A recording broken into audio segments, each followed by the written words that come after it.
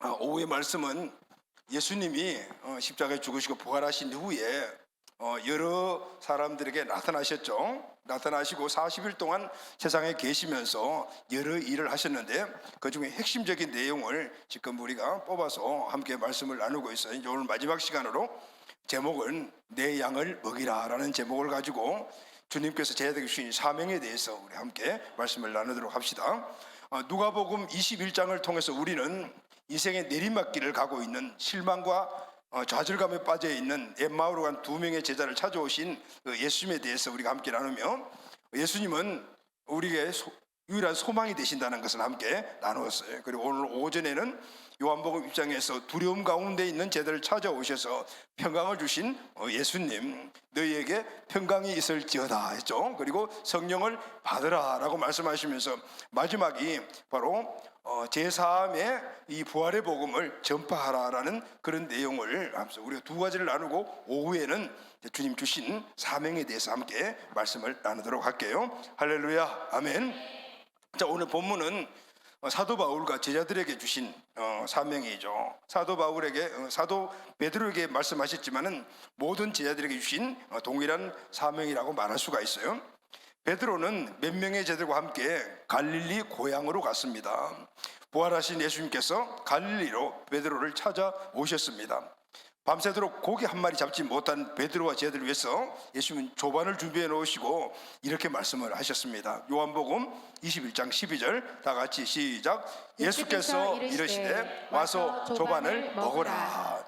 조반을 준비해 놓고 아침밥을 준비해 놓고 니들이 이리 오너라, 아침 먹고, 이렇게 말씀을 하셨어요. 그리고 조반을 먹고 난 후에 예수님이 베드로에게 질문을 하셔요. 요한의 아들 시몬아, 네가 나를 사랑하니? 라고 3번이나 물었어요. 그리고 대답을 들으시고 동일하게 부탁도 3번 하셨어요. 내 양을 치라, 내 양을 먹이라. 이렇게 주님의 부탁은 주님께서 베드로에게 주신 바로 사명이요, 또 이것은 제자들에게 주신 사명이요, 또 저와 여러분들에게 주신 사명입니다. 할렐루야. 그것은 바로 양을 돌보는 것이다. 베드로는 특별히 주님의 사랑을 많이 받은 제자였어요. 그런데 주님을 부인했습니다. 심한 죄책감과 그리고 실패의식에 사로잡혀 있었습니다. 그런데 베드로가 세움을 얻고 일어났죠. 영혼육이 힘들고 지쳐있는 이 베드로에게 새 힘을 불어넣어 주신 것이 뭘까요? 그것이 바로 사명이었어요. 할렐루야, 아멘. 여러분, 사명하면 어떤 생각이 드십니까? 그건 무거운 짐, 이런 느낌이 들지만은 근데 여러분, 사명은 힘이에요. 아멘. 예수님은 찾아오셔서 소망이 되는 소망의 힘을 불어넣어 주셨고, 그리고 오전에 말씀드린 평강의 힘을 그들에게 넣어주셨어요. 그리고 이제는 마지막으로 그들에게 사명을 이루는 이것이 힘이 되는 것이라는 사실을 그들에게 말하면서 특히 베드로에게 그의 인생에 좌절감과 패배의식에 젖은 이 베드로를 일으켜 세워주더라. 그게 바로 그에게 주어진 사명의 회복이었어요. 할렐루야, 아멘. 우리 삶이 지치고 힘이 없다라면 당연히 힘을 얻어야 되잖아요. 우리의 삶에 역동성을 불어넣어주는 가장 강력한 힘이 있다라면 그것은 쉼도 아니요, 아니면 여가 활동을 하는 것도 아니고 친구들을 만나서 수다를 떠는 것이 힘이 아니라 사명의 힘입니다. 할렐루야, 아멘. 사명은 우리의 인생을 완전히 새롭게 만드는 힘이 되는 것입니다. 이 사명은 그런데 새로운 것이 아니에요. 이미 주어진 것인데 우리가 잊어버리고 있는 거죠. 베드로에게 이미 사명이 있었어요. 그런데 잊어버렸어요. 예수님은 찾아오셔서 그 사명을 회복시켜줘요. 예수님은 찾아오시는 거예요. 할렐루야. 사명을 잃어버리고 힘에 지쳐있는 이 베드로를 찾아오셔서 사명을 회복시켜줌으로 말미암아 다시 힘을 얻게 하셨다는. 자, 여러분, 오늘 우리 모두가 이 사명이 회복되어 힘있는 그런 주님의 제자로서의 삶을 살아가는 우리 모두가 되기를 예수님의 이름으로 축복합니다. 아멘. 자, 그럼 첫 번째는 주님이 제자들을 찾아오시고 베드로에게 하신 질문이 있죠. 내가 나를 사랑하느냐, 이렇게 물었어요. 주님의 첫 번째 질문은 네가 나를 사랑하니? 이렇게 물었습니다. 요한복음 21장 15절 말씀을 다 같이 한번 선포합시다. 시작. 그들이 조반 먹은 후에 예수께서 시몬 베드로에게 이르시되 요한의 아들 시몬아, 내가 이 사람들보다 나를 더 사랑하느냐 하시니 이르되 주님, 그러하나이다. 내가 주님을 사랑하는 줄 주님께서 아시나이다. 이르시되 내 어린 양을 먹이라. 자, 첫 번째 15절에 보면 네가 이 사람들, 여기 있는 사람들보다도 나를 더 사랑하니 이렇게 물으셨어요. 또 16절에 보면 똑같이 왜 네가 나를 사랑하니? 라고 이렇게 물었어요. 17절에 보도 네가 나를 사랑하느냐? 이렇게 물었어요. 자, 이 세 개의 구절 말씀을 다 띄워줘. 그대로 띄워놔 여기다. 자, 15절 말씀이 뭐죠? 네가 이 사람들보다 나를 더 사랑하느냐? 16절은 네가 나를 사랑하느냐? 17절은 네가 나를 사랑하느냐? 그런데 거의 같은 내용 같죠? 그렇지만은 그 내용이 각각 다르단 말이죠. 자, 함께 오늘 이 말씀을 우리가 풀어보면서 주님이 말하시는 의도가 무엇이며 또 그 결과는 무엇을 원하시는가를 우리가 함께 나눠보도록 합시다. 자, 주님의 이 질문들을 살펴보면은 몇 가지 특징이 있어요. 특징인데 첫 번째 질문이 15절에 보면은 요한의 아들 시몬아, 이 사람들보다 나를 더 사랑하니 물었죠. 거기에 다른 제자들이 있었어요. 그 제자들 이 사람들보다도 너는 나를 더 사랑하니? 라고 물었습니다. 다른 사람들과 비교해서 더 많이 사랑하냐라고 물어보신 거예요. 여기에 사용된 이 사람들보다도 더 나를 사랑하니라는 이 사랑이라는 단어에 그 헬라 원어를 아가페를 사용했어요. 아가페를, 여러분 아가페는 어떤 사랑을 이야기하죠? 그 헬라어에는 사랑이라는 단어에 그 단어가 여러 개가 있어요. 우리는 사랑하면은 사랑 하나죠. 부모 자식 간의 사랑, 이성 간의 사랑, 친구 간의 사랑 등등 이 모두가 사랑 하나면 다 끝이야. 그런데 헬라어에는 이게 각각 다 나눠져 있어요. 아가페, 필레오, 스트로게 등등 이 사람들이 나눠져 있거든요. 그런데 지금 예수님이 베드로에게 이 사람들보다도 너는 나를 더 사랑하니라는 이 사랑 아가페를 사용했어요. 아가페라 불리진 사랑은 인간의 사랑이 아니죠. 하나님이 우리를 향하신 하나님의 사랑을 이야기를 합니다. 이거는 무조건적이에요. 무조건적, 조건 없어, 관계 없어, 나에게 유익이 되지 않아. 그럼에도 불구하고 베푸는 사랑, 그 바로 하나님의 사랑이죠. 하나님은 저와 여러분들을 사랑하셔서 할렐루야, 아멘. 그런데 그 사랑의 증거가 뭐냐면은 예수 그들을 아들을 오늘 우리를 내어주신 거예요. 그런데 우리와 이 하나님과의 관계는 뭐죠? 아무 관계도 없어요. 지금은 회복됐으니까 아버지 관계지만은 우리가 회복되기 전에, 구원받기 전에는 하나님과 우리 관계는 전혀 관계가 없어요. 어떤 관계냐? 원수지간이었어요. 우린 죄인, 하나님은 오늘 우리를 창조하시는데 배신 때리고 갔으니까 원수지간이에요. 그런데 우리를 사랑하셨어요. 조건 없어요. 뭔가 우리가 주님께 했기 때문에 사랑한 것이 아니고 무조건. 근데 하나님께는 유익한 것이 하나도 없어요. 왜냐하면 아들까지 내준 사랑이에요. 이게 바로 아가페 사랑이에요. 무조건 사랑. 자, 이 물음의 의도가 뭘까요? 지금 예수님은 베드로에게 너는 나를 아가페하니? 너는 나를 절대적으로 사랑하냐 이 말씀이거든요. 베드로야, 내가 다른 사람들보다도 나를 월등하게 사랑하냐? 조건 없이 사랑하냐? 나를 위해서 생명마저 내놓을 수 있니? 이런 의미로 물으셨다는 거예요. 베드로는 얼마나 부담이 되었겠어요. 그래서 이렇게 대답을 해요. 주님, 제가 주님을 사랑합니다.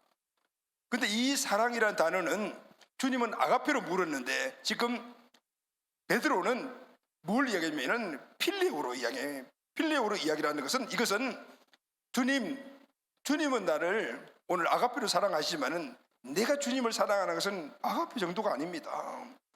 아마도 필레오 정도, 내가 친구를 사랑하는 그 사랑 정도가 아닐까요? 라고 그렇게 대답해요. 이 필레오는 바로 친구 간의 우정을 이야기를 하는 그 사랑을 이야기를 해요. 친구가 친구를 사랑할 때 이 헬라어에서는 필레오로 사용하는 거예요. 자, 그럼 두 번째 16절에 보면은 두 번째 질문에는 첫 번째는 왜 더 사랑하니? 라고 했는데 두 번째 질문에 더 자를 빼요. 요한의 아들 시몬아, 내가 나를 사랑하니? 근데 17절에 가게 되면은 그 사랑이라는 질문에는 아가페라는 단어를 사용하지 않아요. 베드로가 사용했던 필레오를 스르드 사용하고 있어요. 베드로야, 내가 나를 내 친구 사랑하는 수준으로 사랑한다 말이지 그렇게는 사랑할 수 있다는 말이구나, 이 말씀인 거예요. 예수님은 이제 어떻게 해요? 사랑의 강도를 점점 수준을 낮추신 것을 볼 수가 있죠. 왜 그럴까요? 처음에는 아가페로 시작했다 필레오로 그렇게 인정을 해주는 것은 이유가 뭘까요?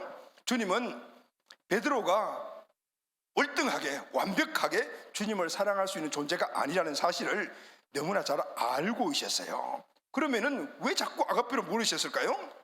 알면서도 왜 물으실까요? 바로 이거예요. 나를 사랑하느냐? 이 질문은 보면 모두가 현재형이에요. 현재형. 베드로야, 지금 나를 사랑하니? 지금 나를 사랑하고 있니? 이걸 물으시는 거예요. 이게 바로 주님이 지금 의도적으로 그렇게 물으시는 내용이에요. 다시 말하면은 사랑의 수준을 낮출 수 있어. 이게 주님의 생각이에요. 주님이 기대하는 수준과 인간의 현실 사이에는 차이가 있다는 것을 너무 잘 알아요. 아가페는 하나님의 사랑이지 베드로가 할 수 있는 사랑이 아니에요. 그래서 이렇게 낮춰서 이야기를 해주는 거예요. 베드로야, 내가 다른 사람보다 나를 덜 사랑했어도 아가페 수준으로 사랑하지 않아도 좋아. 그러나 중요한 것은 지금 네가 나를 사랑하고 있니? 현정으로 보지. 지금은 나를 사랑해야 된다는 거예요. 지금은 나를 사랑해야 된다. 바로 이것이 주님의 최소한의 베드로 향한 요구였어요. 이것은 또한 우리를 향한 주님의 놀라운 사랑이라고 이야기할 수가 있습니다. 지금도 나를 사랑하고 있니? 주님은 늘 이렇게 물어요. 너 나를 사랑했니? 과거형으로 묻지 않아요. 왜냐하면 우리는 과거에 주님을 사랑하지 않았다라는 사실을 주님은 다 아시기 때문에 그걸 생략하고 과거로 묻지 않으니까 지금 너 나를 사랑하고 있니? 이거예요. 만약에 주님께서 과거형으로 물으시다라면 베드로뿐만 아니라 우리 모두도 주님 앞에 사랑한다라는 말을 할 수가 없을 것 같아요. 그런데 지금 너 사랑하니? 라고 물으면은 최소한 자신은 없지만 지금 그냥 바로 사랑하면 되니까 예 라고 대답할 수가 있다. 주님이 바로 우리의 연약함을 아시고 바로 현재형으로 지금 사랑할 수 있지 않냐? 과거는 못해도 앞으로는 어떻게 할지 않을지 모르지만은 그죠? 지금은 너 사랑할 수 있니? 그냥 대답할 수 있지 않니? 이걸 지금 이야기를 하고 계신 거예요. 여러분, 저는 목회자잖아요. 목사잖아요. 그죠? 여러분, 원래는 소망 없는 참 그 삶을 살았었어요. 그런데 주님께서 큰 사랑을 부어주셔서 영광스러운 목사를 지금까지 받았잖아요. 근데 만약에 지금 주님이 딱 오셔서 야, 이 목사야, 너 나를 다른 사람보다 더 사랑했니? 라고 물었다면은 솔직하게 예, 그럼요 라고 답변할 수가, 내가 오늘 이 말씀을 다시 한번 묵상을 해보면서 나도 없겠구나라는 생각을 했어요. 하나님의 큰 은혜로 직임을 받고 목사가 되고 평생을 하나님께 사랑하겠다고 결심하고 살았지만은 그는 한번 그렇게 돌려서 과거를 보니까 그렇게 살아갔던 tam도 있었지만은 그렇지 못했던 삶이 더 많은 거예요. 정신을 차려보니까 주님께 생명 내놓겠다고 이야기해놓고 생명 내놓지 않고 내 생명 보존하고 내 유익을 위해서 하는 사람들이 너무 많더라고. 주님보다도 다른 것도 많이 사랑하고 가족에게 더 관심 갖고 이런 것들이 있어요. 그래서 주님이 너 과거에 나 사랑했니? 라고 그러면 아멘 그렇습니다 라고 내가 대답할 수 없겠더라고. 예수님보다도 더 다른 것들을 더 많이 사랑했다는 것을 알게 돼요. 그래서 이런 생각도 해봤어요. 나는 하루 종일 24시간 동안 무엇을 가장 많이 생각하고 있을까요? 여러분은 24시간 동안 가장 무엇을 많이 생각을 하고 있어요? 내가 가장 많이 생각하는 것은 가만히 한번 오늘 아침에도 이걸 갖다가 리뷰하면서 한번 해봤더니요, 내가 하루 종일 가장 많이 생각하는 게 뭘까? 이런 뭐 같아요? 가만히 생각해 보니까 교회더라고. 교회. 꿈에도 교회가 나타나요. 필리핀 교회. 앞으로 1200 세계 비전을 이루는 교회, 우리 교회, 막 교회예요. 물론 교회가 예수 그것이지만은 그런데 실질적으로 나타나는 것들은 예수 그것도가 아니고 그냥 교회만 나타나는 거예요. 그래서 가만히 생각을 한번 적어봤어요. 내가 예수님 생각하고 교회 생각하는 거 어떻게 더 많을까 했더만 이게 예수님 생각, 교회 생각의 차이가 너무 많이 나는, 교회 생각만 그냥 80% 90% 하고 있는 거. 어떻게 하면 교회가 부흥하지? 어떻게 하면 우리 교회 성도들이 잘 될까? 뭐 어떻게 하면 우리 교회 비전이 이루어질까? 이런 생각들만 꽉 차 있는 거예요. 그래서 야, 나는 목자인가? 아니면 교회 운영하는 사람인가? 이런 생각. 이 설교를 자주 하는 설교지만은 다시 한번 내가 돌이켜보면서 내 안에 예수님보다는 비본질적인 요소들이 지금도 많이 있구나 라는 생각을 갖게 되었고 회개했어요. 교회학자 레너드 스위트라는 분은 이런 말을 했어요. 기독교란 무엇인가? 기독교는 예수 그리스도이다. 이 기독이라는 말 자체가 한문으로 예수란 뜻이잖아요. 그죠? 기독교란 무엇인가? 기독교는 예수 그리스도다. 그 이상도 그 이하도 아니다.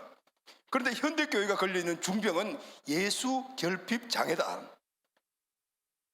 예수가 말한 진리는 상대화되고 그 자리에 세상의 가치, 정의, 도덕들이 대신하고 있다. 세상은 예수를 좋아하지만 교회는 예수를 좋아하지 않는다. 세상이 예수를 좋아하는 만큼 교회가 예수를 좋아한다면 세상은 교회를 좋아하게 될 것이다. 이 말을 했어요. 그런데 이야기를 가만히 들어보니까 지금 나 이야기고 우리 이야기라. 이것저것 세상의 것 쳐다보면서 살다 보니까 매일 정작 보아야 할 주님은 희미해지고 놓쳐버리는 거예요. 주님만 찬양하고 살아야 하는데 다른 것 찬양하다가 다 놓쳐버렸어요. 내 감정에서 일어나는 것 가지고 주님 찬양한 줄 알다 보니 그 감정을 가지고 내가 스스로 도취해달라는 이런 찬양하고 있는 모습들을 보여지는 거예요. 사람 쳐다보다가 주님 놓치고, 명예 쳐다보다가 놓치고, 교회 성장 쳐다보다가 주님 놓치고, 내 자녀, 우리 가족 쳐다보다가 주님 놓치는 경우들이 얼마나 많은지. 오늘 레너드 스위트라는 이 목사님이 하신 말씀이 그냥 와서 마음에 닿는 거예요. 누구죠? 베드로. 누구죠? 저. 누구죠? 여러분들. 그래도 여러분, 부활하신 우리 주님이 베드로를 찾아오셔서 할렐루야 아멘. 오늘 이 말씀을 가지고 저와 여러분들을 우리를 찾아주세요. 베드로야, 내가 완벽할 정도로 나를 아가페적으로 사용하지 못하는 것을 내가 다 안다. 나보다 다른 것을 더 쳐다보는 것도 알아. 지금도 나보다 다른 것을 더 사랑하고 있는 것도 안다. 그러나 괜찮아. 이제부터라도 나를 사랑해다오. 할렐루야 아멘. 이 말씀하시러 가신 거예요. 나를 다른 것보다도 더 사랑할 수 있겠니? 최소한 지금이라도 아멘이라고 할 수 있지 않겠니? 주님은 최소한의 주님을 사랑하는 것들을 고백하기를 원하시는 거예요. 거기서부터 우리 삶이 회복되기 때문에. 할렐루야 아멘. 사랑하는 우리 가족 여러분, 제 고백이 여러분들 들었지만 여러분들도 이 고백에서 벗어날 사람들은 그렇게 많지 않을 것 같아요. 오늘 부활하시고 사명을 잃고 좌절감과 죄책감에 빠져있는 베드로를 찾아오신 주님, 오늘 이 자리에 우리를 찾아오신 줄로 믿습니다. 아멘. 그리고 이전 거 안 묻는다. 베드로야, 아무개야, 지금도 나를 사랑하니? 최소한 지금 이해하고 그렇게 지금이라도 지금만큼이라도 사랑할 수 있지 않니? 이거 원하시는 거예요. 여러분, 이 사랑 꼭 회복하기를 예수님의 이름으로 축복합니다. 아멘. 이렇게 주님에 대한 사랑, 어떻게 보면 주님이 주신 사랑은 크기와 높이와 깊이를 우리가 형용할 수 없지만은, 그러나 주님이 우리에게 바라는 것은 그만큼이 아니라 바로 요만큼, 그냥 주님을 사랑한다라는 그 인식 하나만 갖고 있는 그 사랑만이라도 주님은 받으시기를 원하시는 거예요. 왜 그럴까요? 그 다음에 나오는 거예요. 두 번째, 이 사랑에 대한 확증을 가지신 후에 주님께서 부탁을 하세요. 그 부탁이 뭐죠? 내 양을 먹이라는. 할렐루야 아멘. 베드로에게 나를 사랑하느냐라고 물으신 주님이 이제 내 양을 먹어라, 내 양을 치라 이렇게 말씀하시게. 첫 번째 15절에 보면은 내 어린 양을 먹이라라고 하시고, 10절에 보면 내 양을 먹이라라고 말씀하셨어요. 세 번째는 17절이죠. 17절 다 같이 읽겠습니다. 시작. 세 번째 이르시되 요한의 아들 시몬아, 내가 나를 사랑하느냐 하시니 주께서 세 번째 내가 나를 사랑하느냐 하심으로 베드로가 근심하여 이르되 주님, 모든 것을 아시오매 내가 주님을 사랑하는 줄로 주님께서 아시나이다.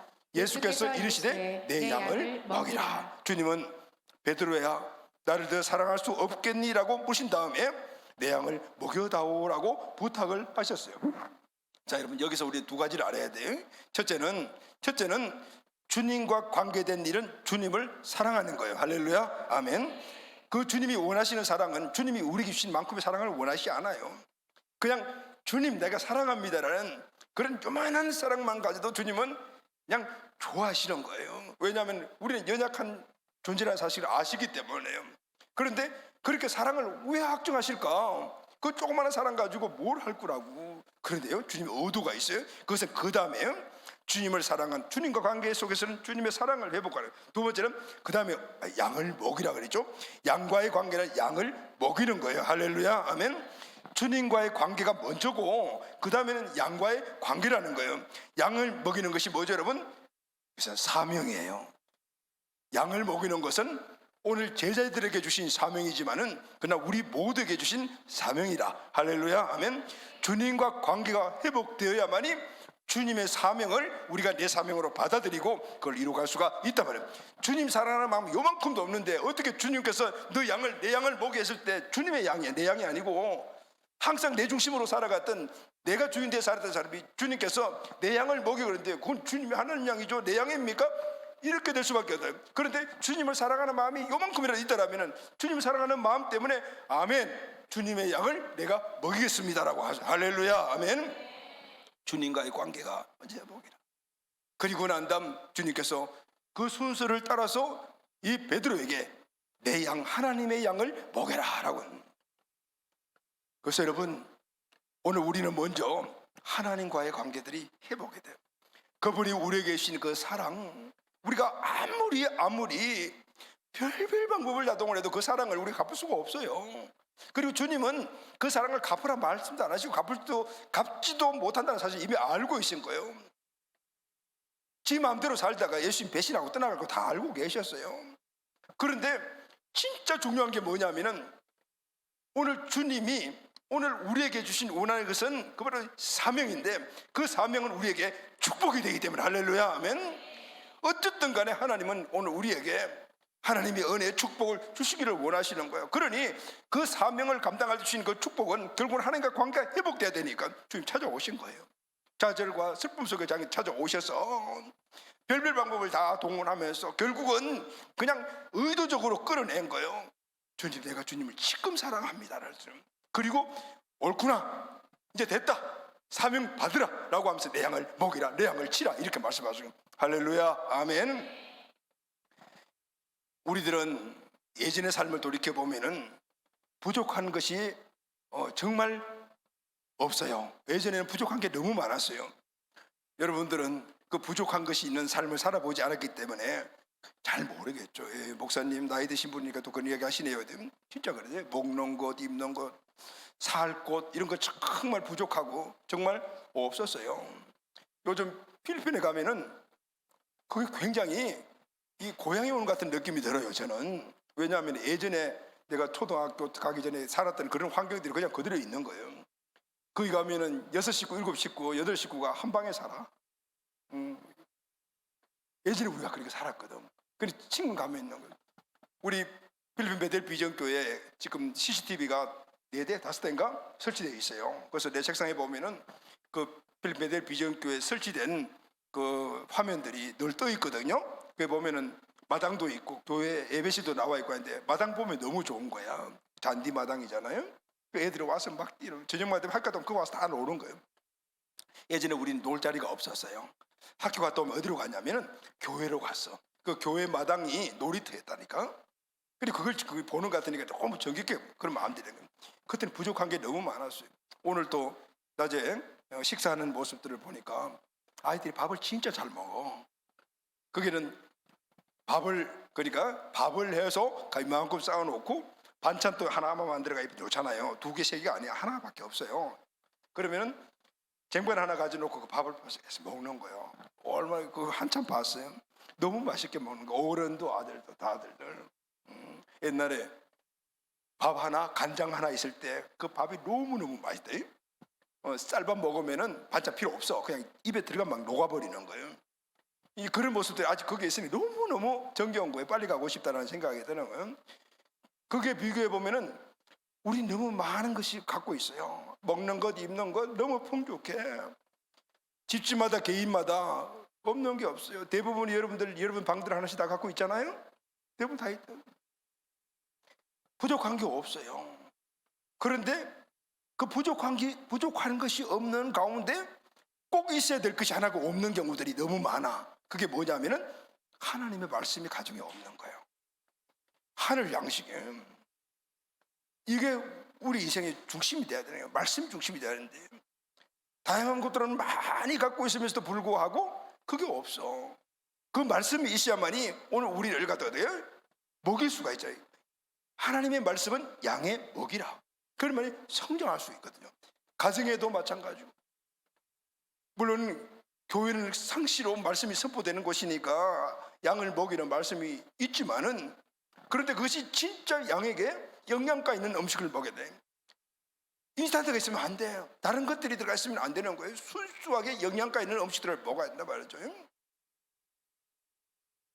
이런 것들이 오늘 이 시대에 많은 풍조합이 있음에도 불구하고 진짜 필요한 것들이 없는 경우들을 많이 본단 말이죠.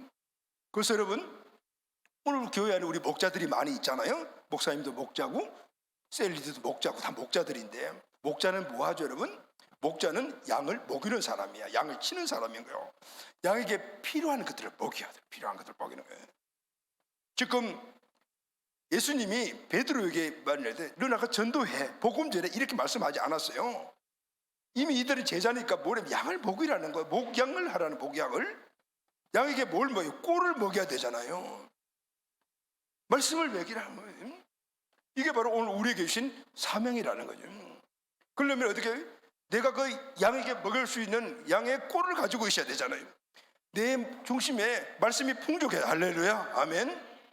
기도하고 그것이 내 믿음이 돼야 돼요. 그래야만이 이게 필요한 양떼들에게 먹이를 갖다, 이 양의 먹이를 줄 수가 있는 거죠.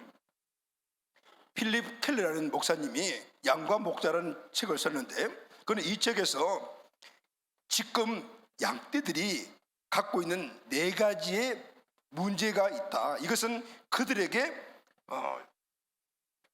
채워줘야 될 필요다라고 이야기를 했어요. 첫째는 뭐냐면은, 오늘 이 시대에 하는 양들은 두려움이 있어요. 근데 실제 원래 양이 두려움이 많은 존재인 거예요. 양은 두려움을 갖고 있어요. 양은 다른 동물과 달리 공격용 발톱도 없고 방어용 빠른 발도 없어요.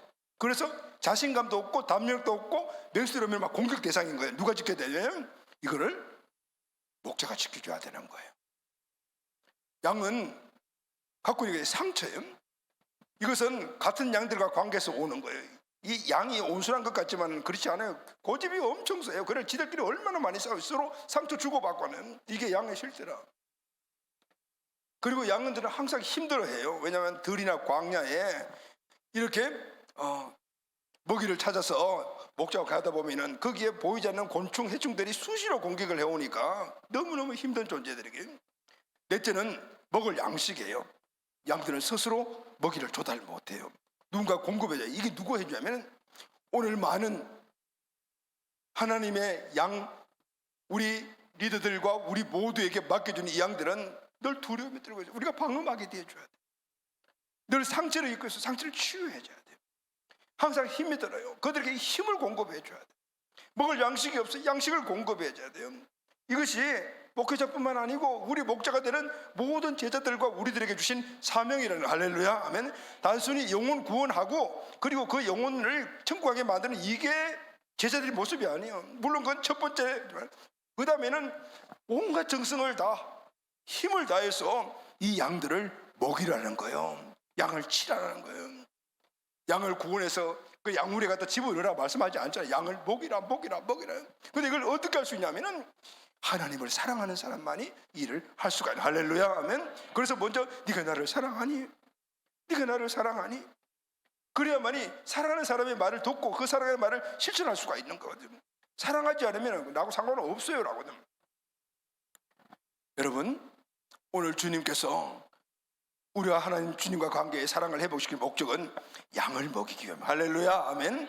오늘 제대학 20개 입과하는 양육반 47개 여러분, 이제는 여러분들에게 주님께서 양육반은 내가 살아가는 삶의, 신앙의 삶을 살아가는 기초를 만들어주는데, 이제는 양을 먹이는 목자의 삶을 사는 그 장으로 여러분들을 인도하시고, 할렐루야, 아멘. 여기서 여러분들이 깨달아야 될 것은 뭐냐면 내가 주님을 사랑합니다라는 고백이 있어요. 그럴 때 우리는 주님이 주시는 이 놀라운 은혜를 우리 인생의 사명으로 삼고, 그것이 어때요?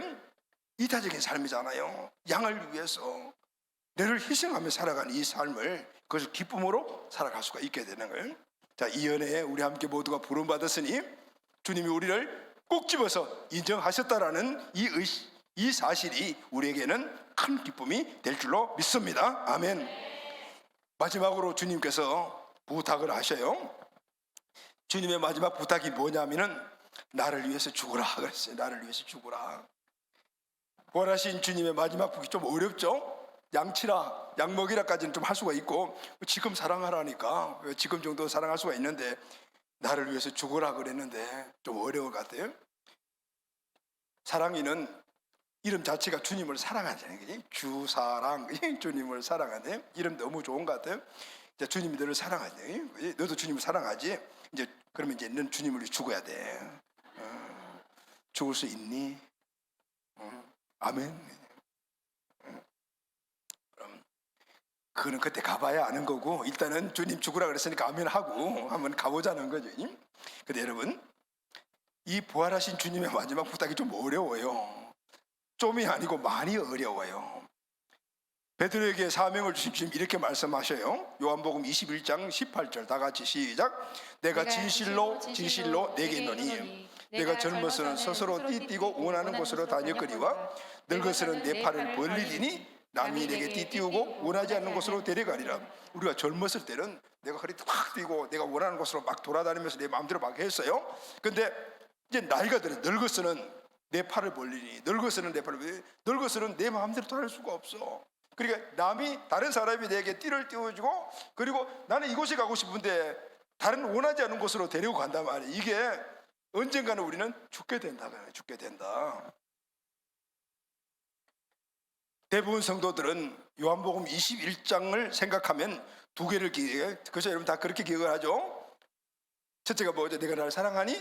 그리고 내 양을 먹이라. 이 두 가지를 기억하는데, 그런데 지금 18절에 나와 있는 이 내용은 그 이상의 것이에요. 이건 뭐냐면 베드로의 죽음을 이야기를 하고 있는 겁니다.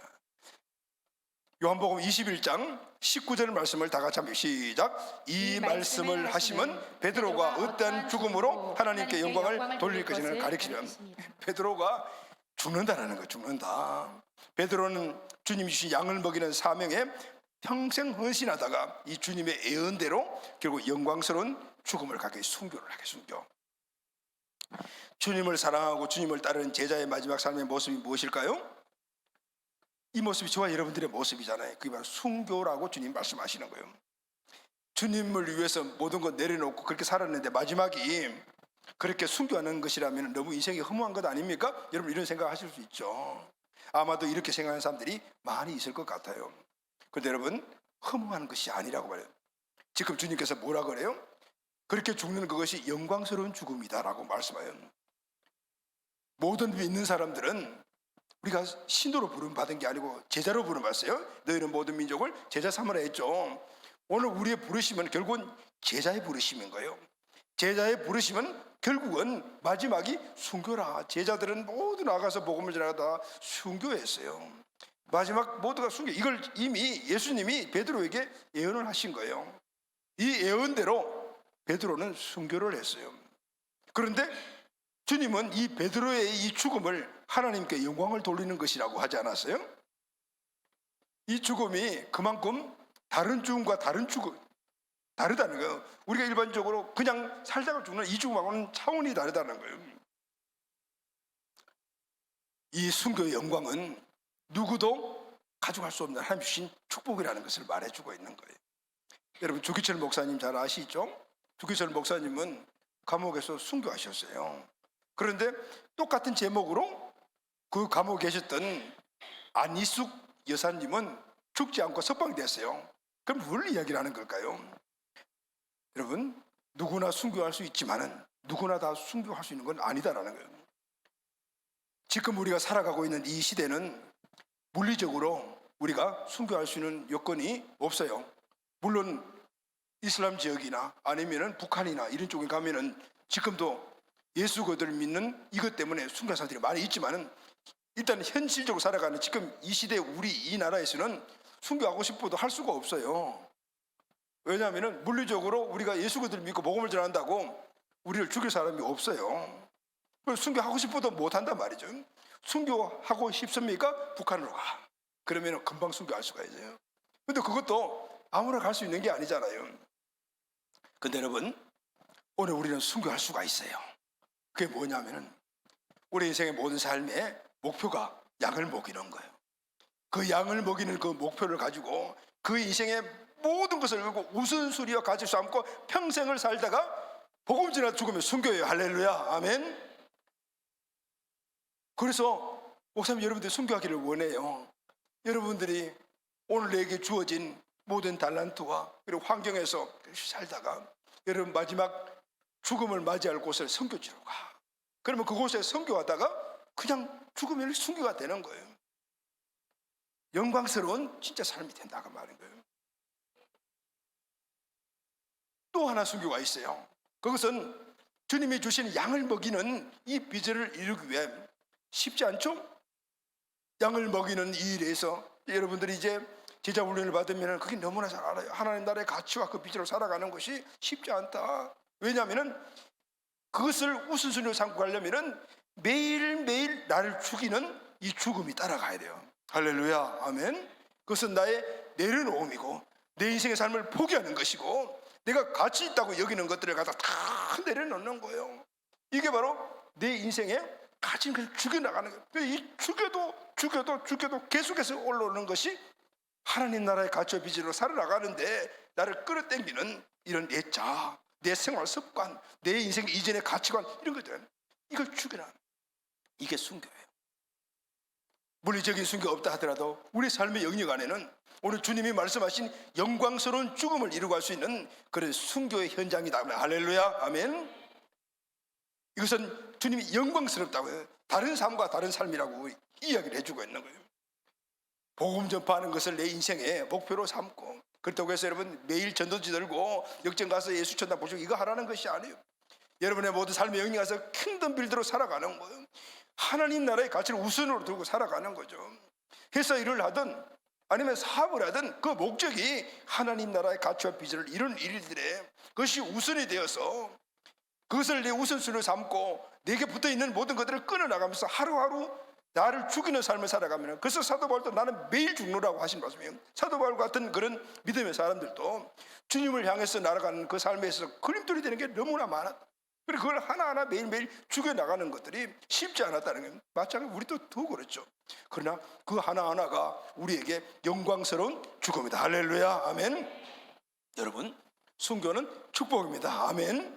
정말 축복이에요. 왜냐하면 죽으면 살기 때문에. 할렐루야, 아멘. 죽지 않으면 예수님이 십자가에 죽지 않으셨다면, 만약에 십자가의 죽음을 포기했다면 부활은 없었어요. 그러면 어떻게 됐을까요? 다시 영광스러운 종교의 신분으로 다시 성교할 수가 없었어. 그냥 인간에 머무는 존재밖에 되지 못했을 거라고요. 그렇지만 예수님은 하나님의 말씀을 따라서, 하나님의 뜻을 따라서 십자가에 죽으시니까 그 이후에 따라오는 부활의 영광을 보게 되었던 거예요. 아멘. 우리 인생의 삶이 마찬가지죠. 내가 죽는 거 쉽지 않아요. 내 가치, 내가 갖고 있던 우선순위를 포기하는 거 쉽지 않지만 그걸 죽이고 하면은 내 가치 이상의 가치를 발견하게 되고, 할렐루야, 내 가치 이상의 하나님의 은혜를 보게 되는 거예요. 그 삶이 바로 영광스러운 삶이다라는 것을 말씀해 주고 있어요. 이제 우리 모두 어떻게 할까요? 죽으러 가자. 아멘. 죽으러 가자. 어디로 죽으러 갈까요? 여러분의 삶의 현장으로 죽으러 가십시오. 아멘. 오늘 그곳에서 나를 죽이고 주님의 나라를 세우십시오. 그것이 바로 킹덤 빌드입니다. 그래서 때가 되면 선거지 가자고요. 선거지 가서 거기서 복음 전하다가 주님 부름 받아. 그러면은 순교하는 거예요. 영광스러운 삶을 살아가는 거예요. 계시록에 보면 하늘나라에 포지션이 있다. 주님의 영광의 보호자 주변에 제일 첫 번째 누구예요? 사도로서 피 흘린 순교자들, 사도들, 그리고 그 다음에 순교자들, 그리고 선교사들, 보니까 그 다음에 주의를 목양하는 사람들, 이런 사람들은 교회 왔다 갔다 하는 사람 저 멀리 계시록이에요. 자, 여러분 위치가 어디예요? 지금 정하는 대로 가는 거예요. 자, 우리는 최소한 어디까지 갈까요? 12사도에는 못 들어간다 하더라도 오늘 영광스러운 순교자의 길을 살 수가 있다. 할렐루야, 아멘. 가자. 어디로? 죽으러. 아멘. 여러분이 처해 있는 직장, 사업장, 학교, 캠퍼스 곳곳 가서 여러분 죽으십시오. 할렐루야, 아멘. 그곳에 하나님 나라가 임하게 될 것입니다. 아멘. 예수님 부활하신 예수님이 찾아오셔서 오늘 이 사도들을 사랑을 회복시켜 주시고 양을 먹이라고 그렇게 사명을 주시고 그 사명에 끝이 바로 순교하는 것이라고 말씀하신 것은 이것이 베드로에게 큰 축복이기 때문에 말씀하신 거예요. 오늘 우리에게 주신 축복을 믿고 매일매일 내 삶 안에 내 자신이 죽고 주님의 영광이 드러나는 이런 사도적인 삶, 이런 제자의 삶을 살아가는 우리 모두가 꼭 되기를 예수님의 이름으로 축원합니다. 아멘. 의지하고 순종하는 길은 예수 안에 즐겁고 복된 길이로다. 우리 받은 것은 주께 다 드리면 그 신사